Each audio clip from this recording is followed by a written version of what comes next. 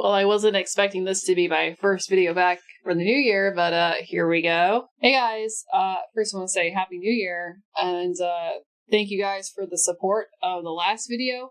I really do appreciate it. Hardly any negative comments.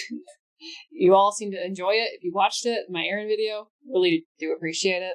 But I have unfortunate news of a major update of the Dream Daddy Ding Dong Oni Play situation that was not brought up in my video because I had no idea how dark the situation actually was. So I implore you guys to watch my Aaron video. I know it's 3 hours, but I'll put the exact timestamp of like where to begin, where to stop. I have it timestamped in the actual video description, but if you guys are you never seen it or you haven't gotten through it that much, get to this timestamp right here, like between here and here, and watch that so you're up to date on the situation I'm about to talk about. Because this video is going to be about Ding Dong and Julian's experience working at the Grumps studio and how horrible it was. So at the end of the timestamp I just gave you guys of the Oni Play situation and why Ding Dong and Julian left originally was for private and financial reasons. That's because that's the only thing I could really find at the time. Well, Ding Dong recently went off on a Twitch live stream with Julian present, almost fully explaining the situation. And it is an hour-long Twitch live stream, but I highly, highly, highly, highly encourage you guys to watch it in the fullest context. Because my video, this one is only going to be short, so you guys have a general idea what's going on. And I'm using my platform. It only has 3K subscribers, but I feel the need to inform everyone on here. So hopefully 3K people watching this will share it around so even more people will share it and more people will know about it, because this needs to be talked about. This is a very dark, awful situation that they were put through. So it turned out that Ding Dong and Julian weren't the only two that thought the Dream Daddy pandering situation was terrible. It was, from the sounds of it, the majority of the office that was not working at the Dream Daddy project, because it was like a separate entity that was separate from Grumps that was still in the same office, but it took priority over Grumps, over Oni Plays, over any other project that the people who worked there were hoping to also work on. Let's say it was Super Mega was there. They had other projects they were working on, but whatever they wanted to work on, Dream Daddy took priority. Oh, and might I remind you guys, awful, awful Tumblr pandering to not gay people, but to Tumblr. And as it turns out, most of the people that were doing the more blue-collar work in the Grumps studio agreed with it. It was garbage pandering, and it should not exist. It is an awful idea. It is a current year game that can only work in current year, which was 2017, 2018. That's the only time period this game could exist. And then it could be easily forgotten about. Because Ding Dong brought this up also in this video. The only thing that's going to be remembered about this video game is this caused major drama within the Grumps studio. And his name's attached to it. And he's so smart that he called it for what it is. No one talks about Dreamy Daddy. It's such an irrelevant game. No one cares about it. Not even Tumblr really cares about it anymore. Maybe some Grumps fans, but they've already excommunicated that group of people for furries. Those are the current year Grumps fans, so I don't think even they care about it anymore. No one talks about this game, but when they do, Ding Dong gets brought up. So because Ding Dong and Julian were the gay guys in the group of the Grumps studio, which, by the way, very diverse group of people we had working with you, Aaron. Straight, white, and Jewish people. That's very diverse from you. So much so that the gay man in the office were put on the pedestal by everyone else working there. Please speak up for us. Please speak out, because no one else is going to listen to us. You guys, as the token gay men, have to speak up because we're afraid of losing our jobs. And you guys are the only ones that have even a crumb of a chance to getting through people like Aaron, Susie Burhow, and who knows how many other people they were trying to convince. It's literally the people that are at the top of the pyramid of the Game Grumps studio they were trying to convince that this game was an awful idea. And so Ding Dong was not just the token gay man. He was a religious martyr sacrificed and put as an example of what you should not do. You should never speak up against these people and how awful they are and how awful their games is and how awful their fucking idea is. Sorry, I'm going to get really mad and probably curse a lot. I'm probably going to edit this video down so it's not as bad cursing. So, because YouTube hates that nowadays, apparently. He was sacrificed as an example. He was threatened, blacklisted, to the point where he could never even work in the gaming community, gaming companies ever again.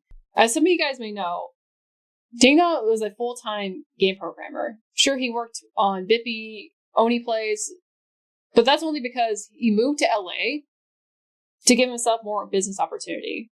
Because he did work for big AAA games and big gaming companies because he was smart and talented.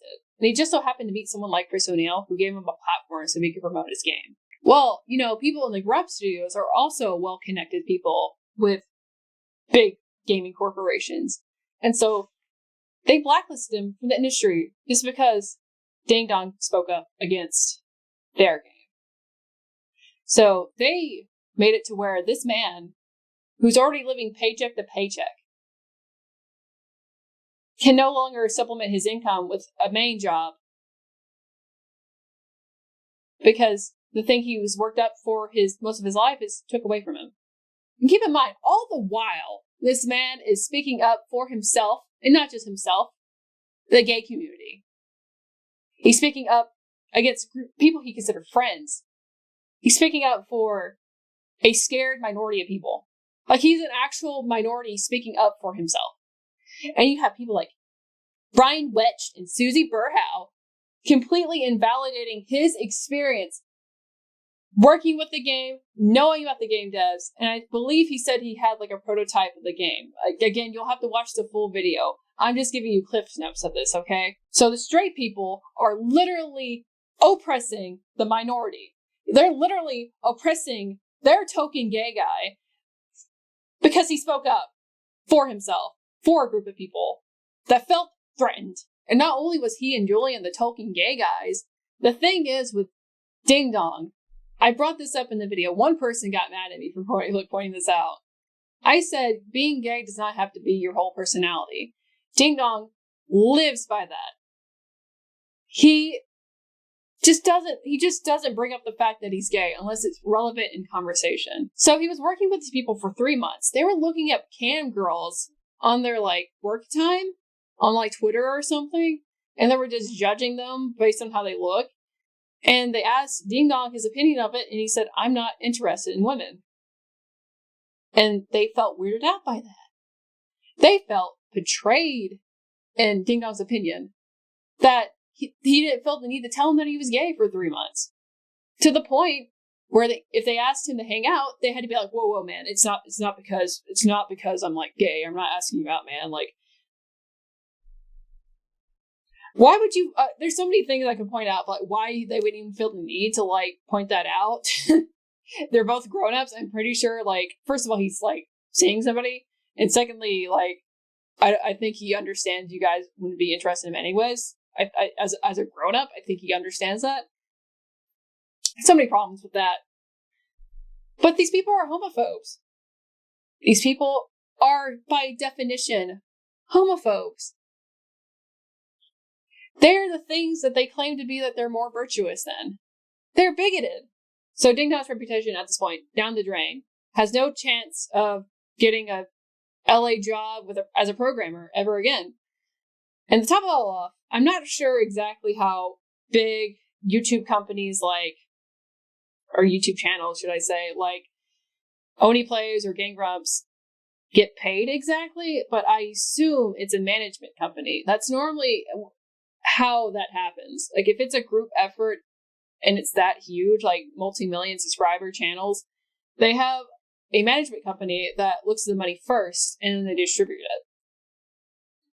Which is what I assume would happen. He didn't clarify it too much in the video, but just from like my knowledge and talking around to other YouTubers, I think this is the case. So this management company that works probably over not only OnlyPlays, probably in Gang Grumps too, was holding his money for 3 months. Again, a programmer who lives paycheck to paycheck, a starving indie game dev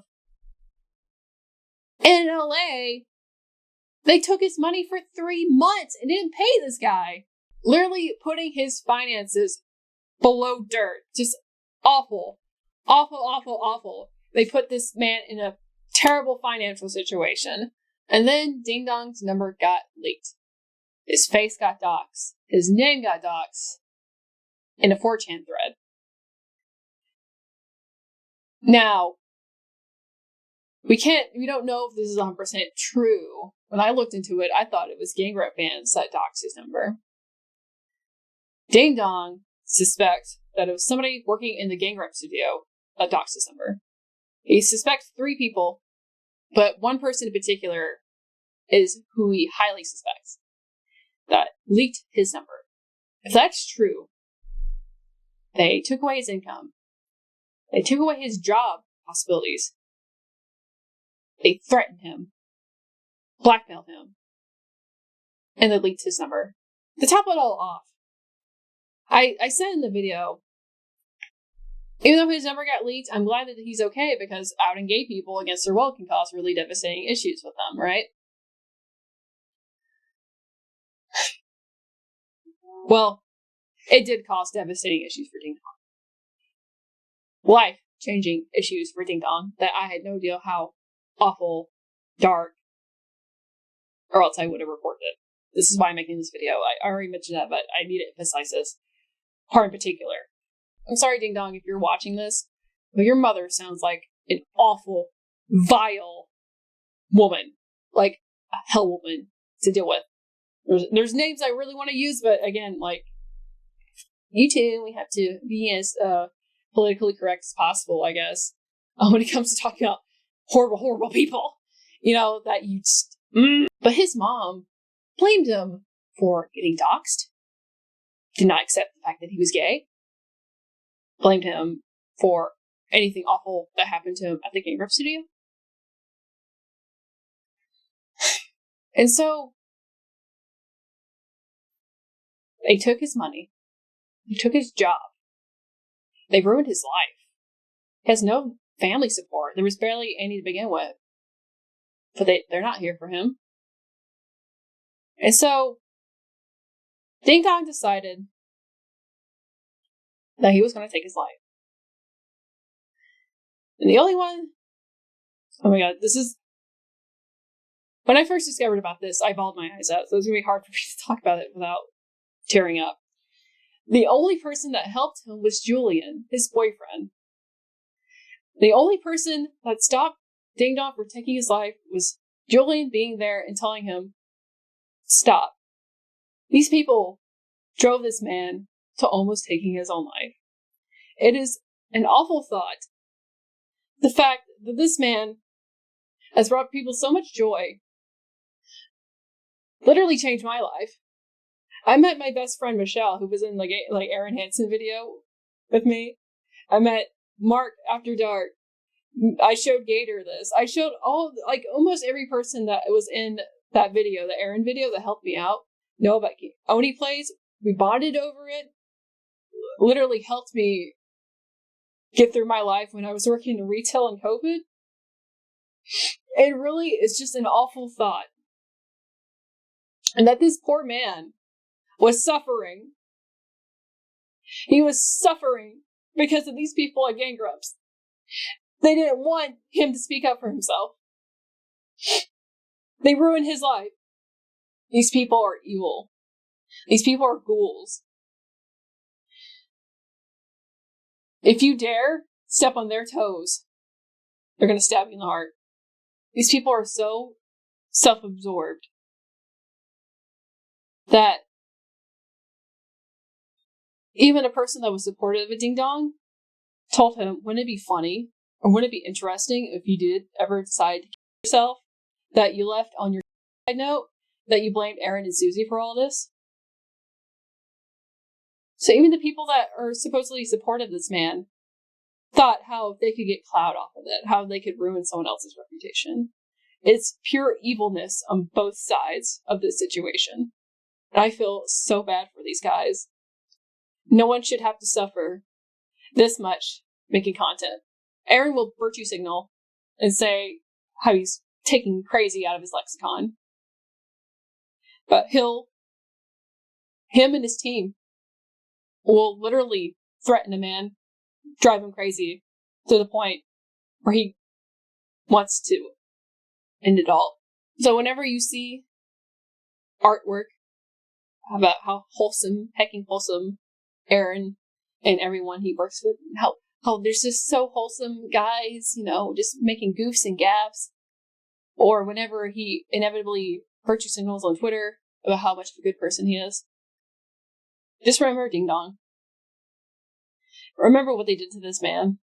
Remember what they did to Julian. Remember what they did to Chris O'Neill. Remember what they did to Pro Jared.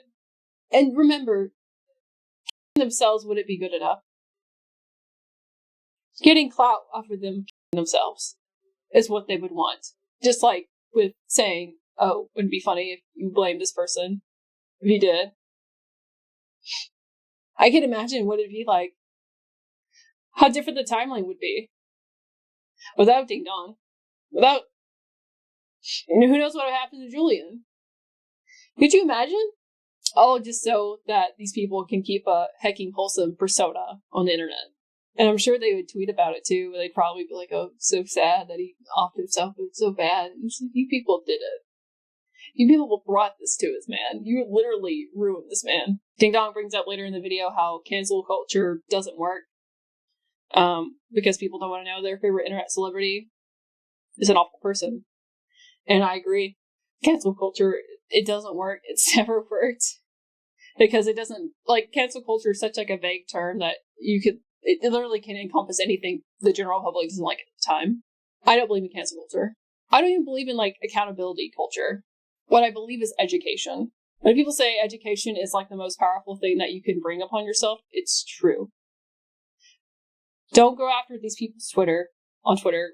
Don't go after the advertisers. Don't try to cancel them. Don't try to seem pompous about it. Just talk about it. Talk about Ding Dong. Talk about Pro Jared. Talk about these people that they have ruined. You can share my video, but I really want you guys to share Ding Dong's video. Just tell people it's worth it. Anyone who's ever been hesitant about watching Grumps, who want more of an understanding who these people are, how just genuinely caring and sweet they actually are, that the point that Ding Dong took it, he took the biggest blow out of all of them, where life was ruined, all because he knew what he was doing was in the right. And he didn't want anyone else to get put under the bus for it. So if you see somebody talking about gay grumps, educate them. Don't get mad at them. Don't talk down to them. Educate them. There's certain people in power that are always work in Hollywood that will always have a chance to make movies, act. But then there's times where we have people like Harvey Weinstein, Amber Heard. They'll never work again. And that's because the general public said no more. And that's because of education. Because we talked about it. We kept it in the public conscious. This is what we need to do with this situation. Nobody's talking about this situation. People are not making drama videos about this situation, probably because they want to get that many views. But we need to keep this in the public conscious. And whenever we hear about people in power taking advantage of someone to this degree, we need to make sure that people know about it. Because we can't change the fact that Aaron is a millionaire, or that he has power, or anyone around him has power. But we can talk about Ding Dong. We can talk about Pro Jared. We can talk about these people. We can talk about everyone that they have almost drone themselves. We can talk about these real life people who have suffered. Just watch Ding Dong's video. Talk about it. Share it.